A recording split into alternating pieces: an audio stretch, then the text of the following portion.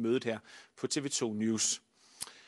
Khalid Amin, som er medlem af den fundamentalistiske organisation Hizb ut-Tahrir, kan ikke længere være ansat i Københavns Kommune på grund af sine holdninger og sine værdier. I december sidste år så valgte Københavns Kommune at afslutte samarbejdet med Khalid Amin, som havde arbejdet som ungdomsuddannelsesvejleder. Men i slutningen af 2007 blev han indkaldt til en tjenestelig samtale. Her fik Khalid Amin efter eget udsagn den besked, at det var hans person, som lå til grund for hans fyring. Og velkommen til dig, Khalid Amin. Tak fordi du kom her i dag. Du blev altså i december opsagt i dit job som ungdomsuddannelsesvejleder i Københavns Kommune på grund af uoverensstemmelser mellem værdigrundlaget og Københavns Kommunes, dit værdigrundlag og Københavns Kommunes værdigrundlag. Men du mener, du er blevet forkert behandlet. Hvorfor? Fordi der var ikke nogen umiddelbare uoverensstemmelser. Altså diskussionen var, at de var tilfredse og glade for mit arbejde. De udtrykte selv, at jeg var en super dygtig medarbejder, og der ingen konkrete problemer var. Men det var et spørgsmål om, at de var bange for, hvilke reaktioner der ville medføre i forhold til mit arbejde i UU København. Men de nævnte vel konkret dit medlemskab af Hizb ut-Tahrir som et fremstående medlem? Jo, men dermed var det et spørgsmål om, hvordan medierne vil takle den her sag, hvordan kommunen vil takle den her sag, og ikke et spørgsmål om mit konkrete arbejde, fordi han siger jo, at vi har intet problem med dig. Tværtimod, du har været engageret, dygtig, pligtopfyldende medarbejder osv., ikke? Men lad os lige se, hvad det egentlig var, der stod i det her brev, da du blev indkaldt til en tjenestelig samtale. Baggrunden for samtalen, det er at få drøftet, hvilke holdninger og værdier, du bringer videre til arbejde med unge mennesker i Københavns Kommune. Baggrunden er konkret, at flere medarbejdere har udtrykt bekymring for dit menneskesyn, ikke harmonerer med det at være et mangfoldigt og rummeligt menneske. Betænkeligheden er, at din manglende rummelighed bringes videre til arbejde med de unge mennesker. Kan du ikke forstå, at det, som Hizb ut-Tahrir prædiker, som er en islamisk stat, ikke er forenlig med nogle grundholdninger, som er i Københavns Kommune, og man derfor har svært ved at forlænge samarbejdet? Altså nu har emnet om islamisk stat intet at gøre med mit arbejde konkret, men det Hizb ut-Tahrir går ind for, og det islam står inden for, det er jo ikke et problem, og at problematisere det er i sig selv et problem. Altså hvis pligtopfyldenhed er et problem, hvis god naboskab er et problem, hvis at behandle unge mennesker godt og tale til dem om, at de skal afholde sig fra kriminalitet og at de skal yde en indsats i livet for at komme frem i livet osv. Hvis det er et problem, ja, så ved jeg ikke, hvad der ikke er et problem. Men måske du lige kort kan ridse op, hvorfor er du egentlig medlem af Hizb ut-Tahrir, som gerne vil have en islamisk stat, som jeg har forstået det? Altså Hizb ut-Tahrir er et politisk parti, der ønsker at ændre situationen i den islamiske verden, ønsker at etablere en islamisk stat i den islamiske verden, og ønsker at hæve muslimerne fra den dekadence, de er nået ned i form af den kolonisering, der har været i den islamiske verden. Den her kolonisering er selvfølgelig et alvorligt problem og har splittet den islamiske verden i mange ministater.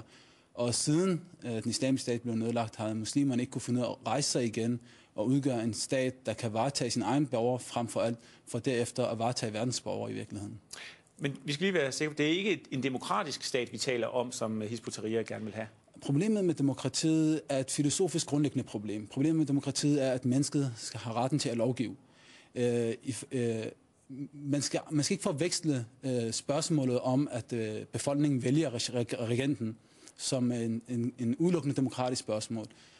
I kalifatet, der vælger befolkningen også regenten, og de stiller ham til ansvar for den politik, de fører.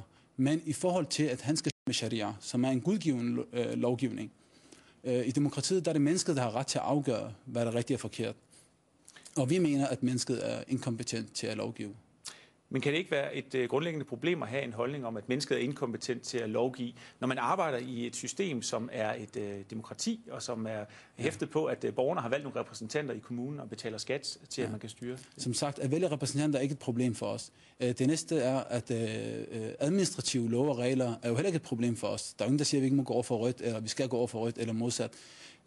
Så administrative regler er intet problem her i den her sammenhæng. Men er det ikke et problem at vejlede unge mennesker i et demokratisk system, når man grundlæggende har en holdning om, at det demokratiske system ikke virker?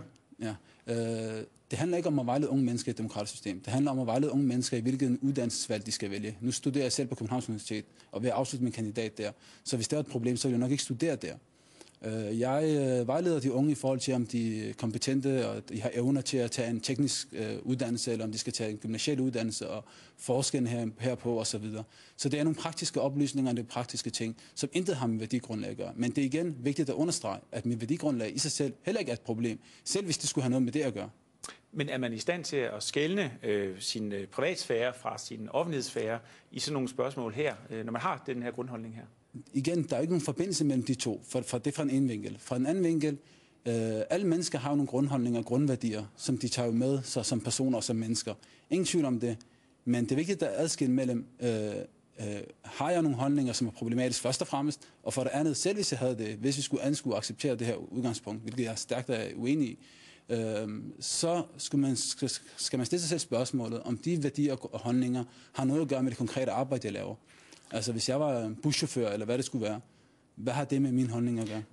Men det er jo netop det, som de siger, det harmonerer ikke med, at du arbejder med unge mennesker. Altså netop, hvis du siger, at du tager dit eksempel med at være buschauffør eller gartner eller noget i den stil, hvor du ikke har en mulighed for at holdningspåvirke unge mennesker. Faktisk, det passer ikke. Altså det, der står i Københavns Kommunes værdigrundlag, og det, der var til diskussionen med min chef der, det var, at om jeg kunne, der står, at man skal respektere andre, uanset deres religiøse baggrund og politisk ståsted, og hvad det så end skulle være.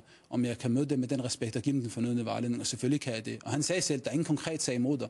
Han anerkendte, at der ikke var et problem. Hans problem var ikke mine værdier, selvom de giver til udtryk for, at det er mine værdier, der skal være til diskussion under den her tjenestlige samtale. Men han giver selv udtryk for, at det ikke er det, der er problemet, hvorimod han fokuserer på, at han kan forudse problemer i fremtiden. Og her i ligger der jo, at et mediepres, der vil være på UU København, hvis det er, at medierne finder ud af, at Hizb ut-Tahrir vejleder vores unge osv. Så lad os prøve at hæve det op på et politisk niveau, fordi Dansk Folkeparti foreslår, at man nu skal skrive under på, at man går ind for demokratiet, når man er offentlig ansat. Vil du egentlig skrive under på sådan et stykke papir? Jeg vil aldrig skrive under på sådan et stykke papir, det er fra en ene vinkel.